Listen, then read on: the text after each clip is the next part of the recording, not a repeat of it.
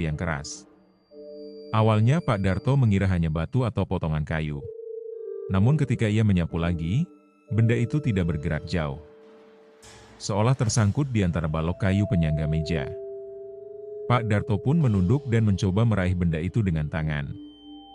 Tangannya menyentuh sesuatu yang terasa seperti kain. Kain yang kaku dan penuh debu. Ia kemudian menarik benda itu keluar perlahan. Dan saat benda itu akhirnya terlihat jelas, Pak Darto langsung merasakan bulu kuduknya berdiri. Itu adalah sebuah bungkusan kain lusuh.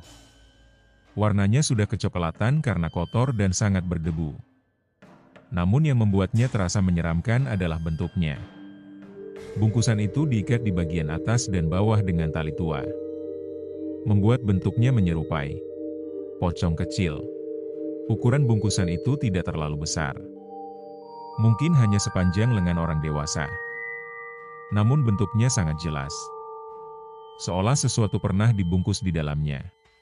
Beberapa pedagang yang melihat Pak Darto memegang bungkusan itu langsung mendekat. Salah satu dari mereka bahkan langsung mundur 2 langkah. Wajahnya terlihat tegang.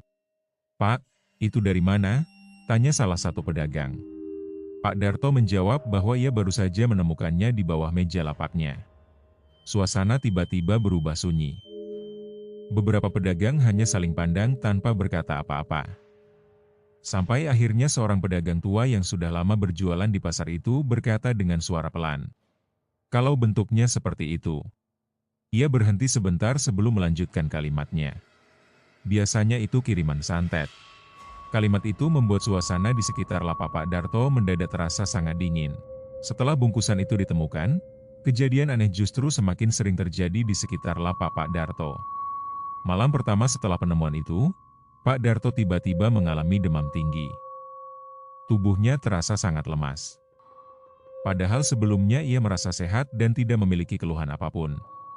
Keesokan harinya ia tetap memaksakan diri datang ke pasar. Namun beberapa pedagang langsung mengatakan sesuatu yang membuatnya semakin tidak tenang. Seorang penjaga pasar bercerita bahwa ia melihat sesuatu di sekitar lapak Pak Darto malam sebelumnya. Saat itu pasar sudah hampir kosong. Lampu-lampu di lorong hanya menyisakan cahaya kuning redup. Ketika ia sedang berjalan melewati lapak Pak Darto, ia melihat sesuatu berdiri di dekat meja jualan. Awalnya ia mengira itu plastik yang tersangkut di kayu. Namun ketika ia mendekat, bentuknya terlihat jelas. Sosok putih. Seperti orang yang terbungkus kain. Penjaga pasar itu langsung berhenti berjalan. Namun